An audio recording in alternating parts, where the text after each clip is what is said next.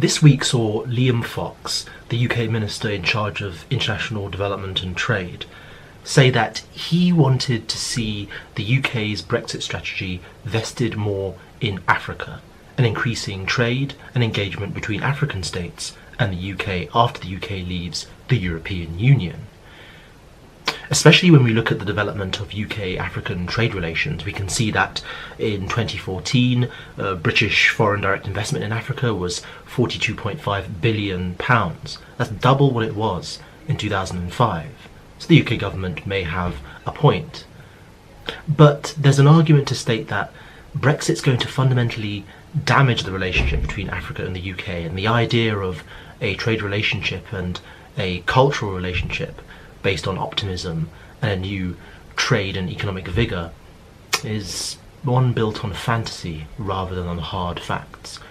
We're going to look at 5 areas that prove that the UK government's strategy towards Africa post-Brexit is more of a chimera, and how Scotland can actually improve on its relationship with Africa and what the Scottish government can do. One of the biggest issues facing African businesses and nations after Brexit is that of visa, immigration and access to training and educational cooperation. Now, even before Brexit, the racialised manner in which non-Europeans were treated has always been a topic of much chagrin for African diplomats, academics and businessmen.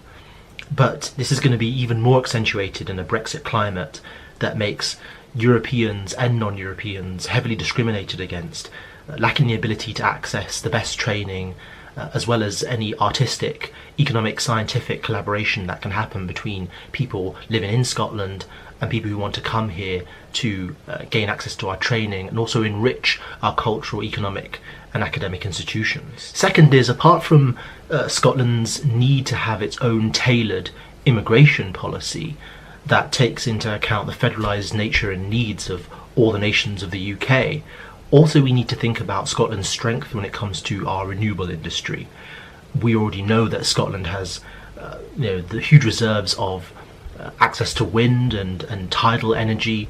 We should also be sharing that technology with countries in Africa who are begging for the technical skills as well as the scientific cooperation to be able to access international markets to make their own economies sustainable. Instead of an economic and immigration policy which pits the poorest in Scotland against the poorest on the continent of Africa, we need to have institutional connections between trade unions in Scotland and civic bodies all across the continent of Africa.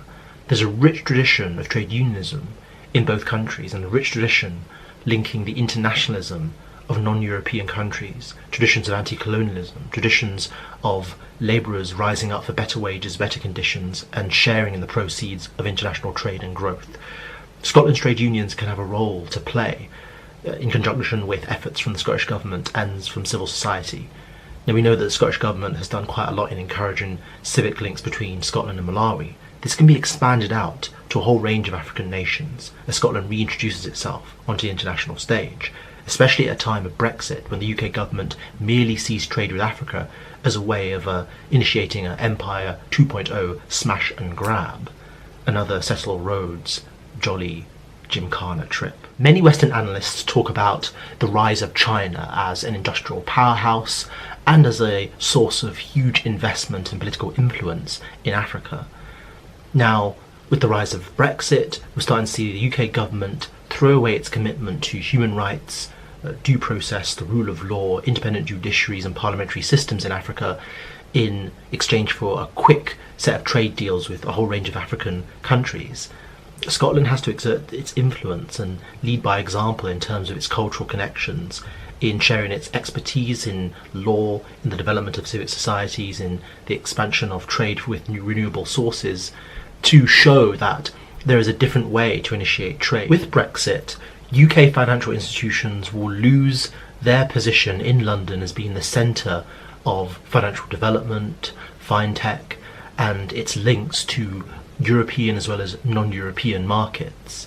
For African states and African businesses, this is going to be a massive blow. They're going to have to recalibrate their efforts to welcome in investment from European capitals as well as non-European sources as well.